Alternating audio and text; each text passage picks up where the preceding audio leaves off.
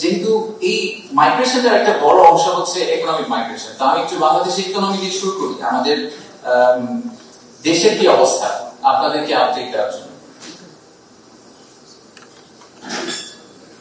So let's start with this very basic slide. আমাদের সবসময় আমরা বলেছি যে গণঅভ্যুত্থানের সময় আমরা যে দেশটাকে পেয়েছি সেখানে ইকোনমি একটা খুবই ডিফিকাল্ট সময় দিয়ে যাচ্ছিল, অনেক কিছুতেই অনেক ধরনের সমস্যা আমরা আইডেন্টিফাই করেছিলাম। তা আমরা যদি অন্যান্য দেশ যারা গণঅভ্যুত্থানের ভিতর দিয়ে গেছে তাদেরকে দেখি এবং তারা সেই গণঅভ্যুত্থানের পরে ইনফ্লেশন বা জিডিপি গ্রোথ এইসব জায়গায় তারা যে ধরনের চ্যালেঞ্জ ফেস করেছেন সেই তুলনায় বাংলাদেশ রিলেটিভলি গত এক বছরে অনেক কম চ্যালেঞ্জ ফেস করেছে। So the economy is slowly turning it's corner. আমাদের যে চ্যালেঞ্জগুলো ছিল সেগুলোকে আমরা এখন পর্যন্ত মনে হচ্ছে আমরা মোটামুটি ওয়েদার করতে পেরেছি, নেভিগেট করতে পেরেছি। আমি যদি আরেকটু জুম ইন করি তাহলে ইনফ্লেশন নাম্বারটা যদি আপনারা দেখেন, ইনফ্লেশন নিয়ে মূল্যবৃদ্ধি, দ্রব্যমূল্যের দাম এগুলো নিয়ে অনেক কথাবার্তা হয়। ইনফ্লেশনটা কিন্তু এখন একটা স্টেডি স্টেটে চলে এসেছে আমাদের সেন্ট্রাল ব্যাংকের কন্ট্রাকশনারি মনিটারি পলিসির জন্য।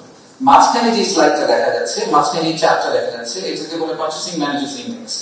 Purchasing managers index basically shows the confidence of the business community in reinvesting. So যদি স্কোরটা 50 এর বেশি হয় তাহলে সাধারণত বলা হয় এক্সপ্যানশনারি বিজনেস মাইন্ডসেট। তো এখন আমরা দেখতে পাচ্ছি স্কোরটা কনসিস্টেন্টলি 60 এর উপরে আছে।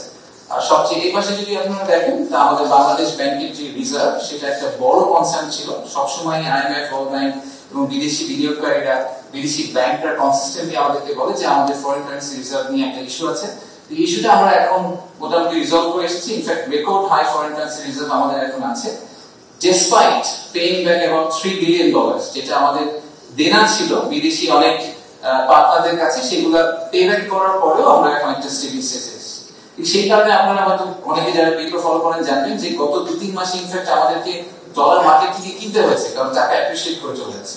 So the trend we had যে লাস্ট 2-4 বছরে অনেকে হয়তো মনে আছে যে বাংলাদেশি টাকা 80 টাকা ছিল ডলারের সাথে, হঠাৎ করে লাভ দিয়ে 120 টাকা হয়ে গেল। এখন আমাদের এখানে সেভিয়ার ইনফ্যাক্ট মার্কেট থেকে কিনতে হচ্ছে, না আমাদের নেমে যাওয়ার একটা সম্ভাবনা আছে। So all these things give me confidence the economy finally is stabilizing. তো বিরাট চেয়ারম্যান হিসেবে আমাকে সবাই জিজ্ঞেস করে এফডিআই তো আসছে না, এফডিআই কবে আসবে, দেশের তো বিদেশি বিনিয়োগ আসলে হচ্ছে না, আপনারা খালি প্রেজেন্টেশন করেন। তো এফডিআই নাম্বারটা যদি আমরা দেখি গত বছর একই সময়ের তুলনায় এফডিআই এখন আসলে অনেক বেশি। আমাদের বেসটা খুবই লো, সো এফডিআই অনেক বেশি হয়ে বড় কোনো ক্রেডিট নেওয়ার কিছু নেই, বাট অ্যাট লিস্ট আমাদের এই কনফিডেন্সটা আমরা পেতে পারি যে আসলে এফডিআই কমপ্লিটলি বন্ধ হয়ে যায়। এরকম বড় একটা ইভেন্টের পরে একটা সম্ভাবনা ছিলই যে বিদেশি বিনিয়োগকারীরা সবাই বললেন যে ওনারা আগামী 1-2 বছর একটু দেখবেন যে বাংলাদেশের কি অবস্থা হয়, তারা পর্যন্ত ওনারা ইনভেস্ট করবেন না। কিন্তু সেটা আসলে হয়নি। আমরা দেখতে পাচ্ছি যে এফডিআই গত বছরের তুলনায় প্রায় দ্বিগুণ এবং গত বছরের তুলনায় আমরা প্রায় 7% জাম্প দেখতে পাচ্ছি।